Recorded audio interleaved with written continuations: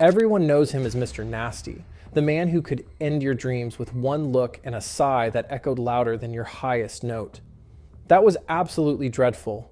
But who is Simon Cowell really?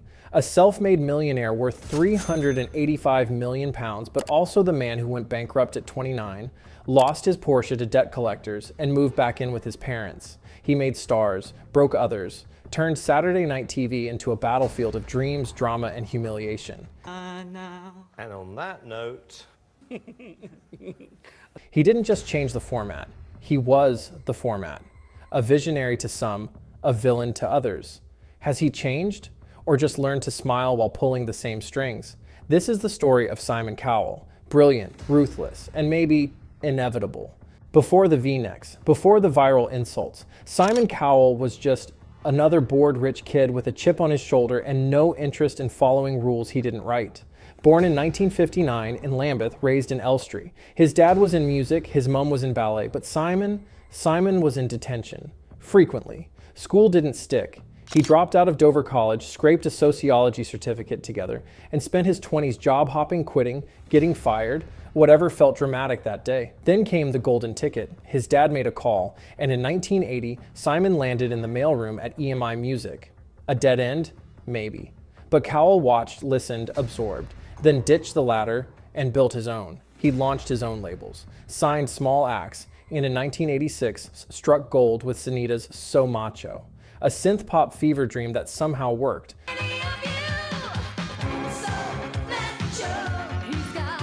But the glory didn't last. By 1989, fanfare collapsed. Simon lost it all, the car, the flat, the cash. At 29, he was broke and back at his parents' house. No ego, no Porsche, just silence. Everything just went. And he went back home to live with mum and dad. Later that year, he clawed his way back into the industry. BMG hired him as an A&R consultant. Not glamorous, but it got him back in the room. And that's when he pivoted. He started signing novelty records, Teletubbies, Power Rangers, whatever moved units. From EMI mailroom to novelty records, the man went from licking stamps to licking the charts. He didn't care about being cool. He cared about numbers. And he had just learned the golden rule. If people watch it, they'll buy it. Cowell wasn't here to be liked. He was here to win. And he just found the perfect battlefield, television. It started in 2001. A new British show hit the airwaves, Pop Idol. Simple format. The public votes. A star is born. The creator, Simon Fuller. But the name everyone remembered was Simon Cowell. He wasn't the host. He wasn't the mastermind. He was the villain and the secret weapon. The man with the scowl sharp enough to pierce a key change. That was dreadful. Horrendous. You should never sing in public again. With every insult, he became more magnetic, hated, feared, replayed. Then, in 2002, Pop Idol crossed the Atlantic. Rebranded as American Idol, it landed on Fox. Cowell came along, not to produce, just to provoke. I don't believe Cassandra has a singing talent. She's completely wasting her money. Wedged between Paula Abdul's optimism and Randy Jackson's chill, he introduced America to a new kind of honesty, the kind that made you flinch, laugh, and hit rewind. The result? 22 million viewers watched Kelly Clarkson win season 1. Cowell was now global. But judging, that wasn't enough. Simon didn't just want a seat at the table. He wanted to flip the table, redesign it, and sell ad space on the legs. Now, just to be clear, Cowell didn't create Pop Idol or American Idol. Those were Simon Fuller's shows. Cowell was the face, the snarl, the gif, not the man behind the curtain. Yet. That changed in 2004. Cowell launched the X Factor. His format, his rules, his empire. The X Factor wasn't just a show. It was a blueprint for emotional chaos. No age limits, bigger staging, louder sob stories. Cowell wasn't just a judge. He was architect, narrator, gatekeeper. Leona Lewis, Little Mix, Ollie Murs, James Arthur, all minted in the Cowell factory. And then came the jackpot. One Direction. 5 boys walking solo. Cowell sees potential, chaos, cash. He stitches them together. Like a boy band Voltron, 5 solos walk in, $1 billion phenomenon walks out. The result? Global hysteria, screaming teens, stadiums.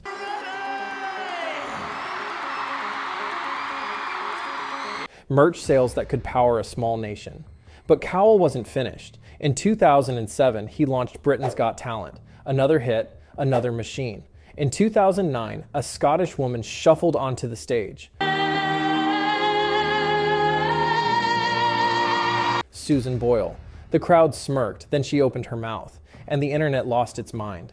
That moment, legendary. Viral before viral came with brand deals. Her debut album broke UK records. Cowell wasn't just producing television, he was manufacturing modern mythology. His formula was flawless. Emotion, humiliation, redemption, add tears, cue music, drop confetti, repeat. Audiences laughed, cried, cringed, and always came back because Cowell had perfected the double act. On screen, ruthless judge. Behind the scenes, puppet master, deal maker, kingmaker. He'd cracked the code. TV wasn't about talent anymore. It was about moments, viral, memeable, monetizable. He didn't just judge pop culture, he injected himself into its bloodstream.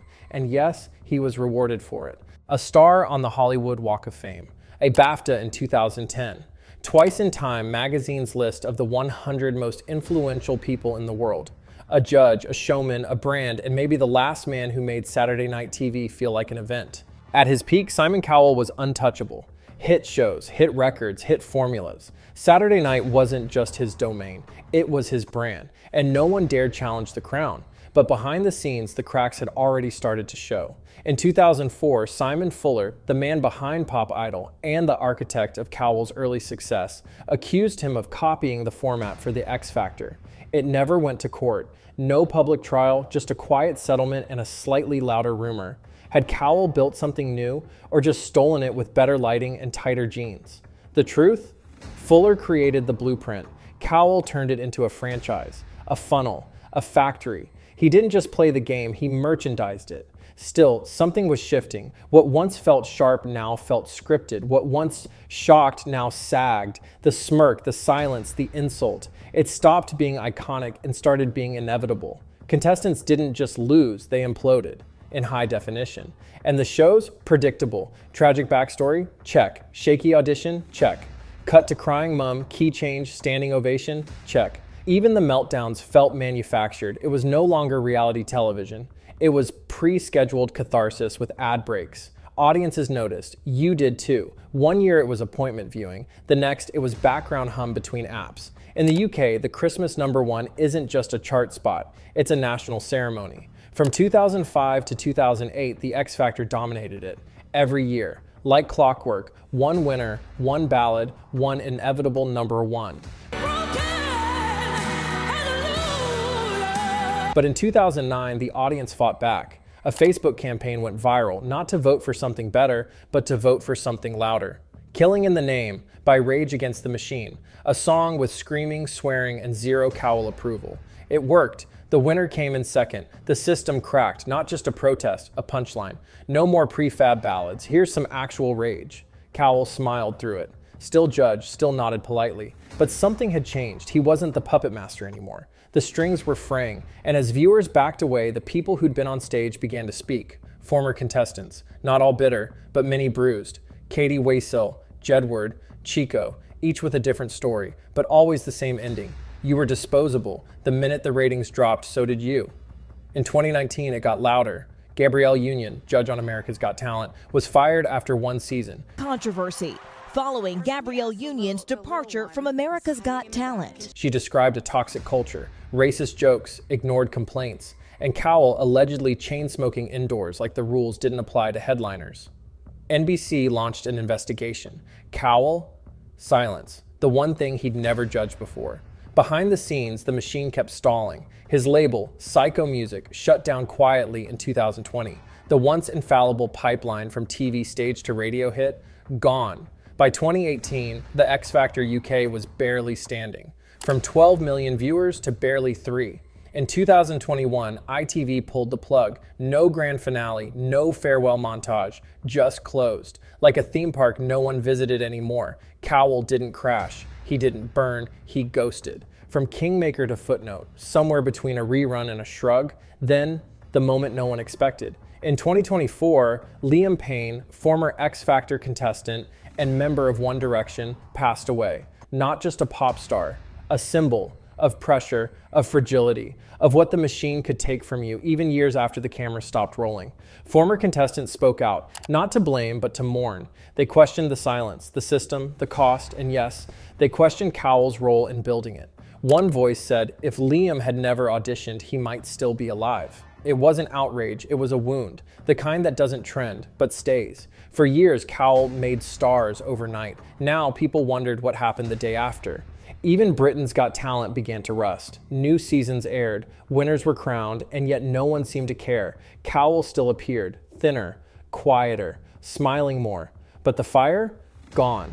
What started as a reign ended in retreat. Not a dramatic fall, just a slow fade, less like a crash, more like a browser tab you forgot was open.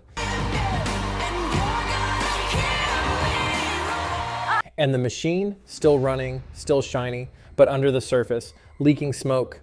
For 2 decades, Simon Cowell judged the world. Then the world went quiet, and so did he. In 2020, he crashed an electric bike and broke his back. Just like that, the man who ruled Saturday Night TV vanished from the screen. Months passed. No panel, no punchlines, no Cowell. And when he returned, he looked different. The scowl was still there, but softer. The voice still blunt, but gentler. The pause, less smug, more uncertain. Something had shifted. Whether it was the trauma, the break, or just time itself, Cowell didn't come back as Mr. Nasty. He came back as something else entirely, Mr. Almost Nice. He started talking more about his son, Eric, how becoming a father changed his focus, how fame had moved to the passenger seat and family had taken the wheel. This from the man who once crushed dreams for sport. On screen, the shift wasn't drastic, but it was there. He still judged, but the sting was gone. Fewer zingers, shorter silences. The tone, almost polite. He even admitted it. I do tone it down now. And audiences felt it. Less fear, more warmth. Some welcomed the change, others just missed the venom. He tried to come back with Walk the Line, a mix of music, money, and nerves. It fizzled, but the message was clear. Cowell wasn't done trying, just trying differently. Was it a rebrand, a reset? Hard to say. But one thing felt certain. The man who once made millions flinch with "that was the worst thing I've ever heard" was now saying less and meaning more. And maybe in the end, that silence hit harder than the insult ever did.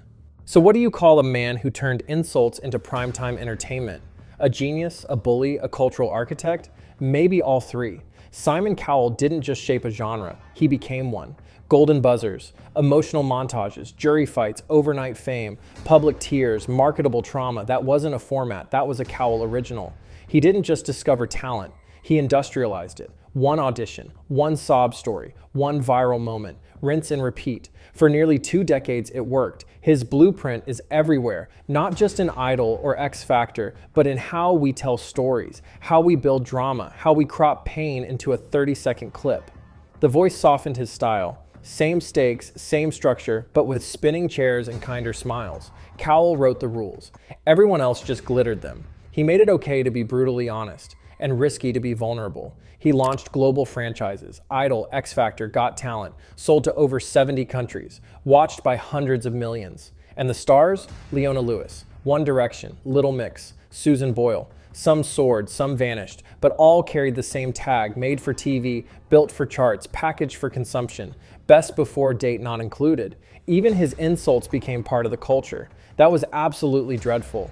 I don't mean to be rude, but you still hear them. On TikTok and memes and sitcoms. He became a caricature, and somehow still a legend, a star on the Hollywood Walk of Fame, twice in Time's 100 most influential. He didn't just redefine fame, he redefined who gets to have it. Today, reality competition shows are everywhere. Singing, baking, dancing, dating, different stages, different prizes, same ingredients, audition, elimination, reinvention, applause. Cowell didn't create every format, but he proved something bigger. Judgment sells. And maybe that's the twist. Simon Cowell didn't just build a genre, he built a reflex, one we still carry into every scroll, swipe, and comment. We live in a world of constant evaluation, and whether you're on a stage or just on a screen, the buzzer's always there. But the real question is, what did it do to us? Cowell didn't just build a stage, he built a mirror for what we value, what we reward, what we're willing to watch again and again. and again. He made it okay to be harsh and profitable to be emotional. He didn't just turn judgment into entertainment, he turned audiences into judges. Was he a villain, a genius, or just the first to show us how far we'd go for a golden buzzer? He didn't just give us a format, he gave us something to judge and a reason to keep watching. So, was that fascinating or just absolutely dreadful? Let me know what you think in the comments. And if you're into this kind of deep dive, hit that subscribe button. No golden buzzer required, just a nod from Mr. Nasty.